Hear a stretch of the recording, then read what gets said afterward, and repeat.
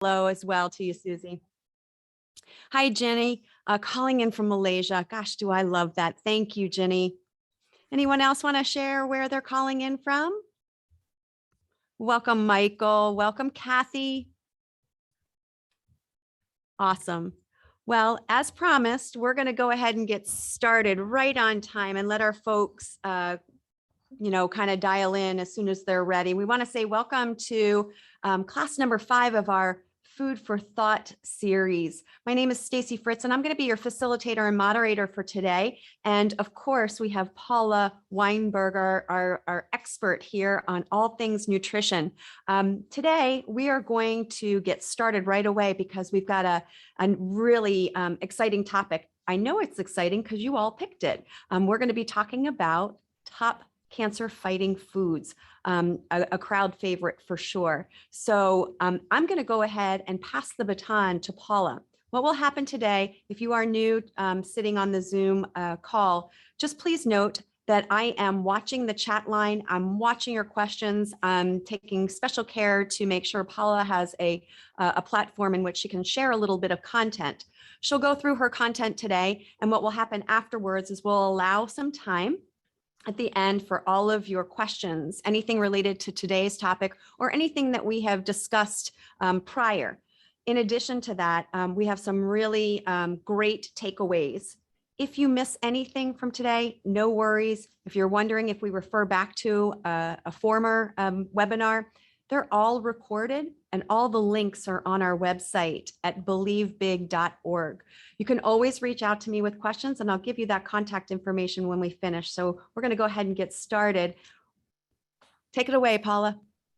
Hi, everybody. Welcome back and welcome to anyone joining for the first time. I'm going to share my screen here and then we'll just jump right in.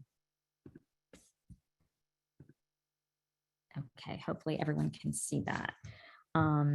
So last time we were together, I had to dole out a dose of tough love and give you guys the straight talk on sugar. Sugar is not our friend, but I hope we're still friends and that you knew my words were shared from a genuine place of love and wanting to make the best, wanting the best outcomes for all of you. Knowledge is power, and you can't make the best choice for yourself if you don't have all the information. So my goal is always to give you the most accurate, research-based information to empower your health journey. Remember, eating to build health is a mindset more than anything. Staying away from simple carbs, processed food, and sugar is not about deprivation. It's about filling up on all the foods that quite literally give us life. People that eat well find joy in the foods that give them health and make them feel amazing. Embracing the responsibility and the power of nurturing your own health opens up such beautiful possibilities. I'm hopeful that you're seeing the larger theme of these sessions emerge, which is not about what you can't have, it's about what you can have. It's about taking charge of your health and becoming your own health advocate.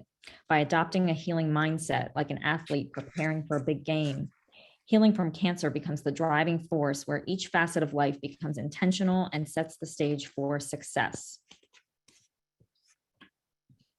Also keep in mind that every season of life brings about different needs. Toddlers eat differently than a 20-year-old college athlete, and again, differently from a pregnant or elderly woman. Cancer, God willing, is just a chapter of the story, a season of life that requires fueling up on foods that fight cancer and promote optimal health, making the body a place where cancer is not welcome or able to grow. Today, we're going to talk about top anti-cancer foods. There are so many amazing anti-cancer foods, and today we're just going to skim the surface of this topic and highlight some of the most thoroughly researched foods. So let's dive in. Green tea is probably the #1 cancer-fighting food that comes to my mind when I think of eating to heal cancer. Green tea has been extensively researched in recent years by the scientific community, but its origins date back to the time of Christ. Tea has always held sacred significance in Asian cultures, with elaborate and formal tea rituals in Japan based on the values of harmony, respect, purity, and tranquility. Let's talk tea leaves. 3 types of tea come from the tropical Camellia sinensis bush: green, black, and oolong. Green tea undergoes the least processing of these 3. Only 3 steps are required to make green tea, which involve steam roasting fresh leaves, then cooling and dehydrating them. The quality of the tea is determined by the climate in which the tea leaves are grown and how they're harvested, as well as the ways that the tea making steps are carried out. The percentage of active compounds in green tea can vary greatly depending on the environment, the growing conditions such as the soil, light exposure, climate, and temperature. Green tea is mainly grown in China, Japan, and Taiwan.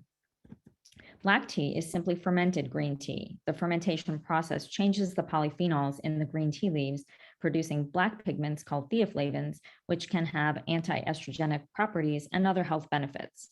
Oolong tea is partially fermented, kind of the halfway point between green and black teas.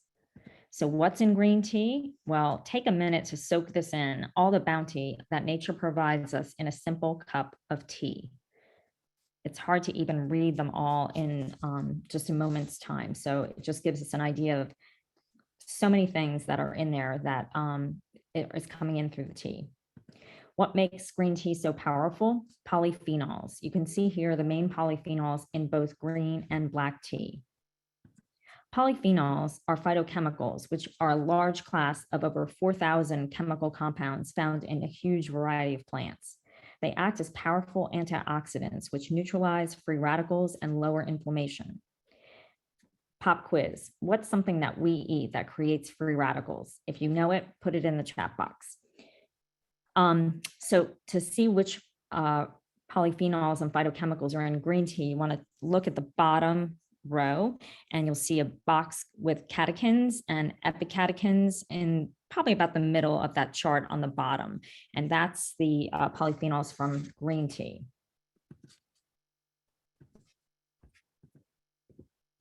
Phytochemicals are part of the plant's natural defense mechanisms. It's a plant's way of protecting itself from attack, and thus plants that are naturally grown without pesticides have far higher levels of natural phytochemicals. It makes sense, right? A plant left to its own defenses has to mount a bigger response in order to survive. There's no one tending it or protecting it. This is why wild blueberries or other wild plants have higher nutrient values. Yet another great reason to avoid conventionally grown produce. It's sprayed with pesticides, and those pesticides protect the plant from its environment, so the plant doesn't have to do all the work by itself, creating the phytochemicals internally. Kind of like the youngest kid in a family. They tend to be the least efficient because they've learned other people will do it for them. The main polyphenol in green tea is a catechin called EGCG. I'm not even going to try to pronounce the full name of that. It accounts for 40% of the total polyphenol content. You can see here all the various health benefits of this one polyphenol, EGCG. Green tea contains a much higher level of catechins than black or oolong tea, and these catechins also can occur naturally in coffee, berries, grapes, and wine. How does EGCG protect against cancer? It's not fully understood, despite being extensively studied. Plants, like humans, are infinitely complex, and we're just beginning to understand some of their power. Thus far, it seems that EGCG can modulate these various pathways shown here to stop cancer from growing. EGCG does not affect normal cells in their cell cycles, just cancer cells. EGCG has been studied in so many different types of cancer: prostate, colon, breast, lung, bladder, stomach, liver, pancreas, and even leukemia. Most of this research is done in a laboratory using human cancer cells and green tea extracts. EGCG has been studied even in cancer stem cells, and cancer stem cells are responsible for cancer reoccurrence as well as metastasis. EGCG from matcha green tea inhibited cell growth and angiogenesis in breast cancer stem cells. Practical takeaways for green tea: always choose organic. Tea leaves, like most plants, are highly treated with pesticides. The recommended dose is 3 to 5 cups daily. High quality green teas are the Japanese varieties you see here. Of these, Gyokuro is the highest quality because it's slowly matured, which enhances the leaves' flavanol content. To get the most out of your green tea, here's a few brewing tips. Add a squeeze of organic fresh lemon to your teacup or teapot before you brew, which increases the phytonutrients in the tea and your ability to absorb them. The lemon lowers the pH, which increases the flavanol concentration by 20%. Let the water barely reach boiling, then allow it to cool just slightly before pouring it over your tea bag. Let it steep for 3 to 7 minutes, The longer steep times lead to higher flavonol levels, although after 7 minutes, it might start to degrade. If you're caffeine sensitive, you can make a second cup of tea from that same tea bag, which can actually yield some higher levels of other polyphenols, but don't store your tea bags overnight because they will mold. It's important to note that the polyphenols in green tea are powerful. Patients undergoing chemo should check with their medical team about interactions between green tea and their treatment. Green tea can reduce the therapeutic effect of Velcade and other medications, so please check with your knowledgeable providers. While we're highlighting green tea here, it's as a proven anti-cancer food, which it is. All teas, just like most plants, confer some health benefits, so don't be afraid to experiment with different ones. They all have wonderful gifts to share. The next food group we're going to talk about is the cruciferous family of vegetables and its star member, broccoli sprouts. What vegetables are in the cruciferous family? Most of them you see here. It's all cabbages, kale, cauliflower, broccoli, broccoli sprouts, arugula, bok choy, Swiss chard, Brussels sprouts, rutabaga, turnip, kohlrabi. You see them all here. What makes them distinct is their growth pattern, and it's easiest to see this in the cabbage and the Brussels sprout. They all have their leaves and their flowers in the shape of a cross. The important thing to know about crucifers, consumption of cruciferous veg are associated with a low risk of cancer. Why? Well, phytonutrients again.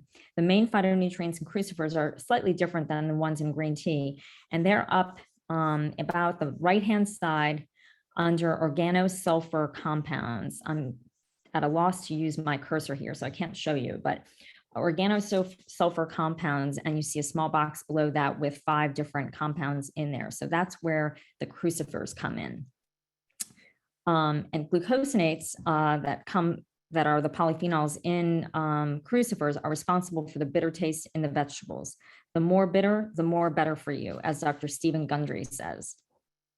These magical polyphenols in these crucifers live in different compartments of the plant, meaning the plant must be damaged or injured in order for the compartments to be broken, and the compounds blended to form the secondary metabolites that are also anti-cancer fighting compounds. Why do I mention this? Because it means you have to chew your crucifers well in order to mix those compartments of the plant and unlock the anti-cancer compounds. Another important thing to know about glucosinates is they're water soluble, meaning if you boil cruciferous vegetables, much of the nutrient value will be lost in the water. The healthy compounds are also heat sensitive, so prolonged cooking time, whether in water or not, will substantially reduce the active compounds. The bottom line is, if you like your broccoli raw, eat it raw. Raw broccoli contains 20 times more sulforaphane than cooked broccoli. If you like your broccoli cooked, it's best steamed for no more than 4 minutes. After 4 minutes, remove it from the heat to help it to stop cooking. Another good cooking method is a brief saute in extra virgin olive oil. The oil helps you to absorb the fat-soluble nutrients, and it won't result in a loss of nutrients unless you overcook it. Also important is fresh produce is best when it comes to crucifers. Frozen vegetables are subjected to a high temperature blanching process that reduces the polyphenol compounds in crucifers significantly. The main anti-cancer actions of glucosinates in cruciferous vegetables, it's really about detoxification and aiding that process in our bodies. Carcinogens are everywhere, and they're certainly in and on our foods. For example, some carcinogens we create in the way we cook meats. Grilling or broiling animal protein at high temperatures forms these caramelized, yummy bits that we all love, but they are also called heterocyclic amines, and they are known carcinogens. So eating your crucifers disables those heterocyclic amines from turning into cancer. Rosemary is another herb that's very good at stopping the heterocyclic amines from causing damage to our healthy cells. So use your crucifers and rosemary liberally, especially if you're cooking at high temperatures, which I would discourage. Sulforaphane has been vastly researched and shown anti-cancer benefits against all types of cancer: pancreatic, liver, lung, colon, breast, and prostate. There's even data indicating that sulforaphane may be able to target pancreatic stem cells. Those are notoriously highly resistant to conventional treatment. Sulforaphane is also protective against H. pylori, a common bacterial infection that many of us have in our stomach, that it can be linked to gastric cancer. And there's yet another important compound in cruciferous vegetables. It's called indole 3-carbinol, or I3C. This compound is found in most cruciferous vegetables, but especially broccoli and Brussels sprouts, and it has great beneficial impact on our hormones. I3C acts as a phytoestrogen, which helps regulate our hormone balance, increasing production of good estrogen while decreasing the estrogens that are linked to cancer formation. I3C also induces apoptosis, or cell death, and it inhibits cancer growth and metastasis. I3C works with chemotherapy to overcome drug resistance as well. There was a 2009 study where they used Brussels sprout extract versus human cancer cells of the breast, prostate, pancreas, stomach, and lung. And the Brussels sprout extract proved to be 100% effective in killing those cancer cells in a test in a laboratory setting. So that's powerful medicine there. I want to highlight quickly the superstar of the cruciferous vegetable family, broccoli sprouts. Broccoli sprouts are amazing. They contain up to 100 times more glucosinates than mature broccoli. So 1 teaspoon of broccoli sprouts can contain as much as an entire head of broccoli. If you can't find them in the store, it's easy to grow them at home with a simple sprouting kit. Broccoli sprouts are the Michael Jordan of crucifers. Aim to eat 3 cups of cruciferous vegetables daily. Next up, we have garlic and the allium family. The allium family consists of over 850 different species of plants, which garlic, onions, shallots, leeks, and the like are the most popular. The medicinal use of garlic, or Russian penicillin as it's known, dates back for centuries. Like crucifers, garlic is also rich in sulfur-containing phytochemicals. Garlic is antibacterial, antifungal, antiviral, an antioxidant, an immunostimulant, and so many other great cancer protective mechanisms.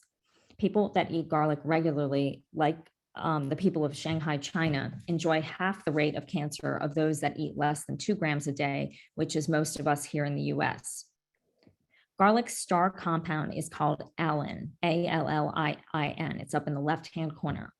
But similar to the glucosinates in the crucifers, it has to be transformed into its active medicinal compound, allicin. How does that happen? By chopping, mincing, pressing, or crushing fresh garlic, and then allowing it to rest for 10 minutes before heating. If you plan to use your garlic raw, like in pesto or hummus, there's no need to wait after you chop your garlic. But that conversion from allin to allicin is heat sensitive. So if you are going to use your garlic to cook with, please let it rest for 10 minutes to allow that conversion to happen. Allicin is what gives garlic its notorious fragrance and anti-cancer powers. In studies, garlic has demonstrated the ability to stop the onset and progression of cancer, enhance detoxification, induce cell cycle arrest, cell death, and lower inflammation by increasing our innate glutathione levels, which is our own most powerful antioxidant. In another 2009 study, they were testing common vegetables for their anti-cancer power. And members of the allium family that we're talking about now, the garlic and onion, that whole group, they were found to be powerful inhibitors of tumor cell proliferation on 8 different tumor cell lines, from the stomach, kidney, prostate, breast, brain, pancreas, and lung were tested here. So in fact, among all the vegetables tested in the study, the extract from garlic was by far the strongest inhibitor of tumor cells, with complete growth inhibition of all of those tumor cell lines. Leeks, green onions, and yellow onions were not far behind garlic. Overall, the study showed and confirmed that there are substantial differences in the anti-cancer properties of vegetables against tumor cells, and that cruciferous, dark leafy greens, and allium vegetables are endowed with the most potent anti-cancer properties. This is powerful medicine, guys, and it's at your disposal every day. It's readily available, pretty easily affordable, and they really should be in your diet every single day. A few quick tips before we move on from the alliums. Garlic powder does not contain allicin, the magic cancer-fighting compound. So beware of that. You can still use garlic powder, but you're not getting the benefits of that fresh garlic. Always let the garlic rest after chopping if you're going to use it for heating, heat application. Onions are best stored in the fridge along with garlic. Onions can be used and chopped immediately. They don't have to, they're not heat sensitive the way garlic is. And try to use the onion skins if you're making soups or stews where you can, obviously later remove them. You don't need to eat them, but they're very potent part of the onion and they can confer a lot of benefits into the liquid. If you love garlic, check out the Garlic Festival in Gilroy, California, the self-proclaimed garlic capital of the world. Mushrooms. Mushrooms are considered functional foods due to their many bioactive compounds. Medicinal mushrooms have been used and prized for centuries in traditional Chinese medicine for their vast array of benefits on human health. Mushrooms are not plants, they're fungi, at least most of them, and they have a huge array of bioactive compounds, including polysaccharides, proteoglycans, flavonoids, alkaloids, and so on. They also contain B vitamins, essential minerals, protein, and fiber. There's so many nutrients to talk about with mushrooms. I could do a whole segment just on those, but I'm going to run through a quick overview here. Mushrooms are anti-tumor, antioxidant, and immune modulating. How? Because they help stimulate apoptosis. Remember, that's cell death in cancer cells. They inhibit angiogenesis, which is the process where cancer cells build new blood vessels to give themselves more access to food and nutrients. They activate our own immune systems, which helps our immune system spot the cancer and get rid of it. They suppress cancer proliferation and metastasis. They increase our own DNA repair, block free radicals, and they help counter the effects of traditional therapies.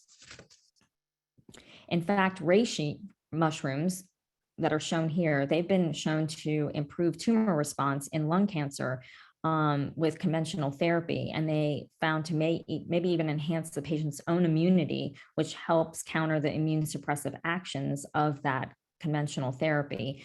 So that, we've all experienced people that had to stop their therapy because their own immune system became too depressed. So reishi mushrooms are very supportive of those therapies and keeping our own immune system strong. It's also, reishi has been shown to extend life and improve quality of life for many people with cancer. They're not really conducive to eating the way some other mushrooms are, and they're best consumed as a tea, broth, or powder. There are even chocolate products that combine mushrooms so that you can get more nutrition bang for your buck, because cacao is another really strong superfood. So we have here cacao powder plus reishi powder, and then you have a mushroom hot chocolate blend, and that's made with monk fruit. That's safe for you to have, and there's no sugar in the cacao powder on the reishi powder. So those are both safe for you. White button mushrooms, they are aromatase inhibitors, and they've been shown to reduce the risk of ovarian and breast cancer. Little old white button mushrooms sitting in your grocery store. Important to note that white button mushrooms should not be eaten raw because they can have carcinogenic properties in their raw form. So let's talk basics. Which mushrooms can you eat and which can you only get as medicinal compounds? Here's a great chart that's an easy reference. I just wanted to note that shiitake and maitake, which are at the bottom on the medicinal mushroom side, those can be consumed as edibles as well, but you see them a lot in medicinal forms. When shopping for mushrooms in the grocery store, look for firm, smooth mushrooms and choose organic whenever possible. Store them in your fridge in the original packaging or a brown paper bag. Fresh mushrooms should never be frozen, but sauteed ones can. And to clean them, best wipe them with a damp towel or give them a quick rinse if they're heavily soiled, but don't let them sit in water. If you want to try some more exotic mushrooms that aren't on your grocery store shelf, I highly recommend Mountain Rose Herbs. It's an online platform where you can get dried mushrooms that you can rehydrate, or you can buy them in mushroom powders or tinctures. One of my favorite mushrooms that I get from there is the maitake mushroom, and I highly recommend it. Never pick your own wild mushrooms unless you're trained to do so. They can be toxic and dangerous. My teacher, Jess Kelly, who's the author of Metabolic Approach to Cancer, recommends eating mushrooms daily or regularly if you can't make it daily. And she suggests maybe dedicating a period of the month, each month, to a mushroom feast where you focus on having different kinds of mushrooms for that period of time. One small caveat, if you do have a history of autoimmune conditions, please check with your provider about the appropriateness of mushrooms for you, since mushrooms can be very immune stimulating. So please talk to your provider. We're almost there. You get with me, guys? Foods that fight cancer. Here's kind of like a good cheat sheet, and it mentions a lot of foods we didn't have time to dive deep into today. One thing I do want to mention is some things really go together well, and the synergy of foods is really important. Turmeric, you see that listed here. Most people have heard of it and are probably using it. Turmeric's a great cancer fighting compound. However, it's not very bioavailable. In other words, we eat it, our body can't really access it. Black pepper, which is right below turmeric, those two together opens up the bioavailability of turmeric by like 1,000%. So important to eat the black pepper with the turmeric at the same meal. Here are some more anti-cancer foods we didn't have time to get to: ginger, turmeric, artichokes, salmon. And this is a great chart that I wanted to kind of show you, and it really captures the synergy of having foods together in your diet. So EGCG, this is the left-hand side chart. EGCG is the polyphenol in green tea. Curcumin comes from turmeric. So if you have green tea and turmeric together in the same meal, you see the cancer cell death is the green column there. That is much exponentially higher than either of them alone. On the right-hand side, you have the showing of cancer cell death when you are using nothing. You have the control is the without treatment. Then you have cancer cell death with just radiation, which is the gamma rays. Then you have the radiation plus EGCG, and that's the blue bar second to the right. And then the green bar on the far right is the radiation plus green tea plus turmeric.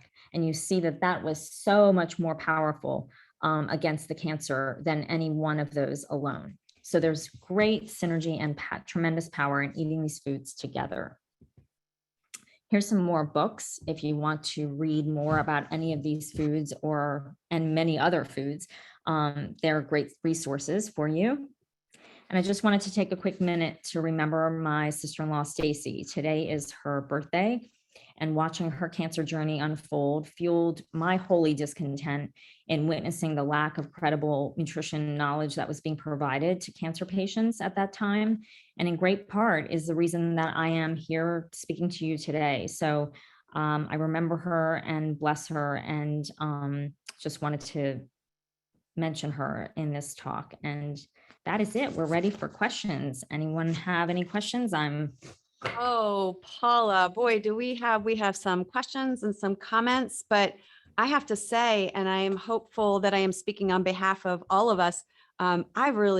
Wow, that was just some really great content information. But what I particularly loved was the action items wrapped around them, because oftentimes I think we know some of the components of nutrition that are good for us, but we're not quite sure how to apply the strategy. I took a bunch of takeaways, and we're going to allow our listeners to jump in there. But in particular, I love the information about the garlic and the fact that that needs to be refrigerated, let it rest for 10 minutes, and then the combination of some of those really great anti-cancer the foods that fight those cancer properties. So excellent, excellent. So we're going to kick it off. I'm going to go in reverse. So Annette's question, is there a best kind of turmeric that you would recommend, and is powder form okay? Powder form is just fine. Be careful of keeping spices around a really long time. You know, I'm notorious. I think everyone has spices from like 1997 in their spice drawer. So beware of that, because they do lose their potency. So nothing wrong with using, the powdered turmeric. Just again, use it in combination with the black pepper. Excellent. Okay. That was a great answer. I hope that answered the question for you, Annette. We have another question of going back to our green tea conversation. We have a listener that may enjoy green tea, but in fact, she says that it makes her feel bloated. Is any information, recommendation on that from your side? It's interesting. We're all so different, aren't we? I haven't heard that or experienced that, myself in interacting with clients, but I wonder how long you've been using it and whether your system needs to get adjusted or if that's something you just need to listen to and respect. Our bodies are all different. And perhaps it's not the right moment in time for your body to receive that. So I don't think forcing our bodies to do what's correct on paper is the right way to go. We use what's correct on paper to guide us with our actions. And when we try to put them into motion and our body seems to be fighting against it, well, I think our body trumps everything. Our body is something we have to listen to. So I wouldn't force it. Maybe try some different teas for a while and then go back and test it out and see if there's a difference. Yeah, and I can piggyback off of that one too. I would have expected the question were to come in about our cruciferous vegetables, because that causes a lot of discontent in the GI area for many, right? And for some of us, it's a real challenge to break those foods down: the broccoli, the cabbage, the cauliflower and whatnot. And I would piggyback off of what you just responded. Is it a time thing? Give it a go. Maybe just a flash cooking, if you will, to soften a little bit to kind of support that digestive process. But I'm with you. I think that the answer is always, it depends, because we are so very different. But I want to, this is not really a question. You launched a question for our listeners. Anybody want to guess about the free radicals question? So we have somebody who answered. Did you in fact tell the answer about the free radicals in the green tea? Annette said she thought it was sugar. Yes. You got it. Yay. And that's the winner. I wish I had a prize for you. Yes. Okay. This is putting you a little bit on the hot seat. So I think I can jump in because I am familiar with the brand, but have you heard of 4-Sigmatic mushroom blend? We like that one, don't we? Yeah. There's a bunch of different varieties of that 4-Sigmatic. Am I pronouncing that correctly? Yeah, I think brand? So. There's one that's called Defense. There's another one that's called Calm, I believe. Do you have a favorite? I don't. I mean, I think it's a taste preference. I have different people that enjoy different versions of them. But I think it's, kind of, again, rotating is important and not, hyper focusing on any one food. These foods are great. We're highlighting them and it's great to kind of get them in the rotation. But I don't think it's good to hyper focus on any one, like mushroom or any one, food in general. So unless your body's really craving that, and you're listening to that and following it for a short period, but in general, like rotation and getting exposure to like all the phytochemicals and all these different things, because most plants and whole foods have a lot of great things to offer us. We just don't have enough time in the day to, kind of talk about them all. But I agree. If it grows in nature, it's got a lot to offer you. Can you go back to, just so our listeners know, I mean, you launched quite a few gems in here quickly. There was some book recommendations. There was a couple of brand recommendations. And just so the listeners know, we will put that in our notes alongside with the links. So don't panic. We will have all the lists of those. But in particular, the interest was in the mountain rose herbs. Could you just talk a little bit more? When you have a dried mushroom, you said your maitake mushroom was your favorite. The question is, why, number one, and two, is it a brief conversation about how to rehydrate a dried mushroom, and does it taste the same as before, before it was dried? It's a great question. I originally had that in my, in my talk, but I took it out because I felt like I was getting a little lengthy. So it's nice that we're getting it in a question. When I take my maitake mushrooms and they come dried, that's great because they can sit on the shelf for as long as I need them to.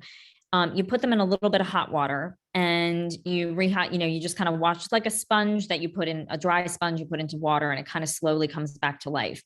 So it absorbs that water. Make sure again that it's water you want to be drinking. So it's filtered, purified water, because it's going to go right into your food. And it doesn't take much time at all. It's a pretty quick process. And then ideally you use the cooking liquid too. You don't have to, but some of the nutrients are leaching into that water. So ideally you use it all, but if you can't, that's fine. You use the mushroom as you would a regular fresh mushroom. And the maitake, I first tasted them when I was in my grad program and had never had one. And my body was like, oh my gosh, I need that mushroom. Like it tasted like the best thing I'd ever had. And in that moment, I guess, again, my body just needed those nutrients. So it tasted so amazing to me. It's got a really delicate flavor and texture. It's really easy to cook with and kind of can go Wow. easily with a lot of things. Mm, So it's really one of my favorites and it's such a potent immune, boosting mushroom. good to know. Can you buy it anywhere else besides Mountain Rose, or you just really like that location for buying it online? I trust them with their quality. I haven't researched many other brands because that's kind of just my easy go-to place. But I'm sure there are, there's just so much online. There might be other, high quality brands, but I just know that my professors at school always trusted that brand. And so I just kind of default there. Love it. Love it. Okay. So they're coming in fast and furious. Let me just finish up with that maitake mushroom conversation. What's your thoughts on liquid maitake mushrooms? Are you okay with that? So those are probably, Susie's probably referencing like a tincture or a decoction. And Yep. yes, those can be very powerful. But again, when you're doing that and kind of isolating and concentrating these nutrients, they can be really powerful. So make sure that your provider's on board with Okay. you using them. Make sure that they're working together with, whatever program you're on and your health, but they can be very powerful and wonderful. Okay. Which vegetables are best therapeutically eaten, not raw? Which ones are best therapeutically eaten, not raw? So cooked. So that's like, I could be here all day probably going Yeah. through each vegetable. It's probably too much to go into really, because I can't even, my brain can't even think that quickly. Cruciferous, again, they are more potent raw, but they're a little more hard on the digestion. So a quick steam, a brief steam, a little heat kind of softens them, makes them a little, easier to break down and digest. And they don't lose much if you're not boiling them and having them contact with water. So one jumps out at me. Tomatoes are much, much better cooked. With the lycopene, right? Yeah, concentrates. So like organic tomato paste is much more powerful than eating, some cherry tomatoes in your salad. So, again, there's nothing wrong with eating cherry tomatoes in your salad. But if you're looking for more bang for your buck, Yep. smear a little tomato paste in your side dish. Love that. For the evening. Michael, my recommendation too on that question is when we put in the show notes, there will be those books in there that you can reference out. I mean, as many vegetables as there are is the conversation that Paula could take us down that route. I think where we were concentrating today with, the broccoli sprouts, the broccoli, the cauliflower, all of those things. Again, just as she mentioned, quick steam if it's tough on the digestive system, and then kind of go, just unwrap the conversation slowly is what we've been trying to share in the past 5 classes, is that this is a lot. I mean, food is just a ginormous conversation, and, pick an area that is of interest of yours and then just slowly unwrap the information. Trust me, it will follow. And I love the fact that you kept it tight today, Paula, into these particular categories that our listeners asked, like, what are the top ones? They're almost like the superfoods or the rock stars for cancer fighting foods. Okay, one more on this side, and then we got 2 on the Q&A side. What is your position about sea cucumber? She was told that it said to kill cancer cells. Sea cucumber. I don't know anything about sea cucumbers. Do you? So I don't know anything about sea cucumbers either. There are sea vegetables like kelp and nori and different seaweeds. Yes. And I don't know if sea cucumber is part of that family. It probably is. I don't know about them like you specifically. I have to do a little research and get back, but sea vegetables are really rich in iodine. And for people with estrogen sensitive or hormone sensitive cancers like breast or ovarian or prostate, they can benefit from eating sea vegetables regularly. I don't know that there's been any studies about those, that iodine and the sea vegetables with other cancers that's been productive, but I'd have to do a little research. All right, so maybe I'll just put a little pin in that. Maybe we can revisit it. I'm wondering if Ginny can put in the chat for us if that's what she meant, and maybe we can do a little deeper. Oh, Ginny's saying sea cucumber is not actually a veg.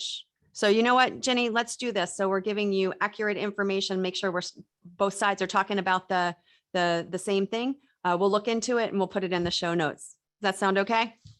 All right, 2 more. How are we doing on time? We're doing great on time. All right, Annette asked a really difficult pronunciation question. I'm going to butcher it, but Paula, you're going to know what I mean. She asked, just to be sure, is Gyokuro different than sencha and matcha, or that's what's in sencha and matcha?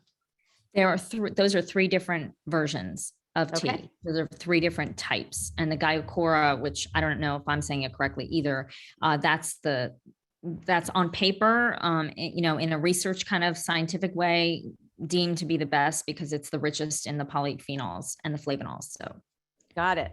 All right. Hope that answered that one, Annette. All right. So we have actually 2 more questions.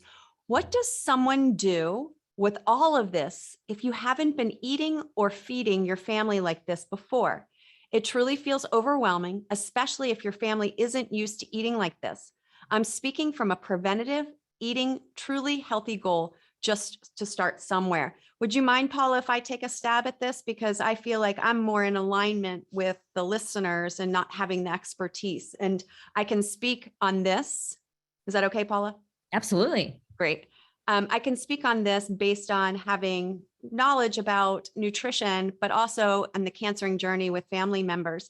And for the person who asked this question, I think it is so incredibly powerful. It is an excellent question because I think that is, if not most, all people who don't have a vested interest in the nutrition piece prior to being given the diagnosis.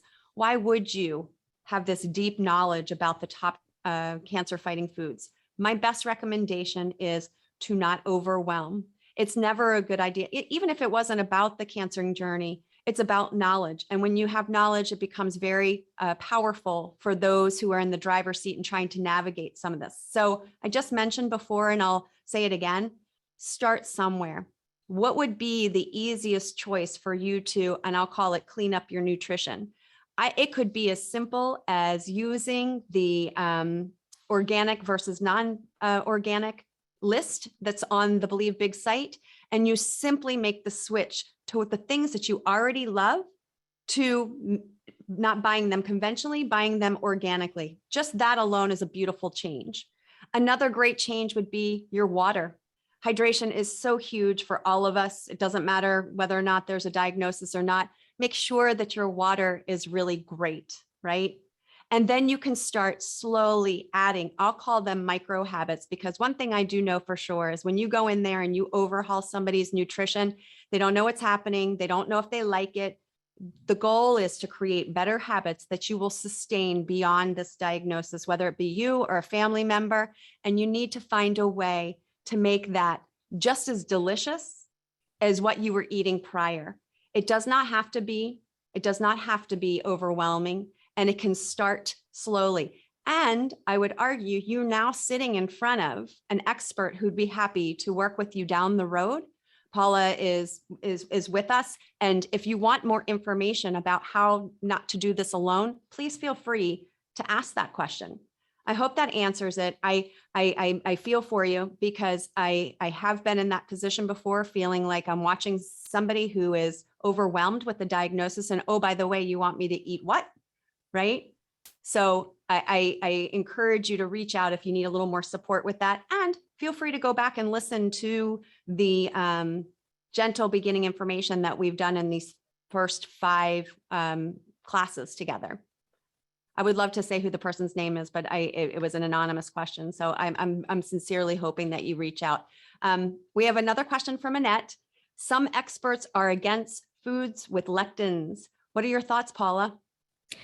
That is a tricky landmine of answers, right? It depends on what school of thought you belong to. And I sort of see myself as a purveyor of information and not necessarily, the final answer on things. So I'm here to give you information and kind of let you guys decide what you think about it. Dr. Stephen Gundry that I quoted in my talk is a big proponent of the lectins and all the problematic, components of the plant foods. And again, keep in mind, these components are what keeps the plant foods alive out in nature. These are its own natural defense mechanisms from getting eaten by little critters and different pests, etc. So the same way the green tea and all the other things today we talked about, the very things that keep those plants safe are generally what gives us some vibrant health. However, cooking those things, I think is critical, not overdoing and not over relying on exclusively on beans only for your protein source, and making sure you're cooking them properly. Buying dry beans, soaking them overnight, then cooking them in a pressure cooker is a much different end product for your GI system to break down and absorb and not have much of that phytate or lectin content really remaining if it's a properly cooked food. So I think that whether those foods are the right foods for you or not, I can't decide in a big global setting like this, because I don't know who I'm speaking to exactly, but those foods aren't taboo in my opinion, simply because there are plant foods that have like phytates and lectins, because proper cooking can eliminate and really decrease that significantly. And depending on the person, it could be a healthy food. It may not be the right food, but I don't think as a class, I don't think God creates things that are intended for as food that are also tragically toxic for us. Like there's not a lot of occasions of that, in nature. Great answer. Well, we're going to wrap it up, Paula, with a listener's comment, which is so beautiful to segue into our closing. Annie shared that this has been an excellent series with a wealth of information, and thank you very much. And Annie, thank you for the comment, but I also want to do a collective thank you. We're not finished by any stretch of the imagination, but we are going to take a bit of a pause. Paula and I are going to reconvene in the next few weeks to reinvestigate, maybe ask some questions of you all. We'll be sending out a little bit of a survey to pull on where we can extend this conversation for you all. But we are going to take a bit of a break for the next couple of weeks. It is in complete gratitude because for both of us, as Paula was remembering her sister-in-law, Stacy, all of us here on the Believe Big team, I think it hits us really close to home and heart. And we are not only praying for all of you, but we're praying for our team as well. As we continue to grow together, we invite you to come along with. And just know this, I speak on behalf of Paula and I, we are leading heart-centered and hoping, desperately hoping that the work that we're doing with Believe Big will prevent the diagnosis or the hopeful NED down the road for all of you all listening on the cancering journey. A reminder, for most of us, this is in our control. What we put in our mouth, what we choose to consume, what we choose to put in our thoughts, that's in our control. And I just want to uplift us all and hopefully fill us up with the knowledge that you got this. You got this. And if you need a helping hand, Paula's got you. So thank you. Thank you so much. And we look forward to reconnecting with you. Just watch your email. Know that you can reach out to me directly, stacy@believebig.org. And we'll see you shortly, promise. I have one more, Paula, before we say goodbye. One more thank you, and one more we will be reaching out. So again, thanks to Paula, thanks to Believe Big. We're praying for you, and we'll see you very, very soon. Thank you all. Thanks so much. Stay tuned. Yes.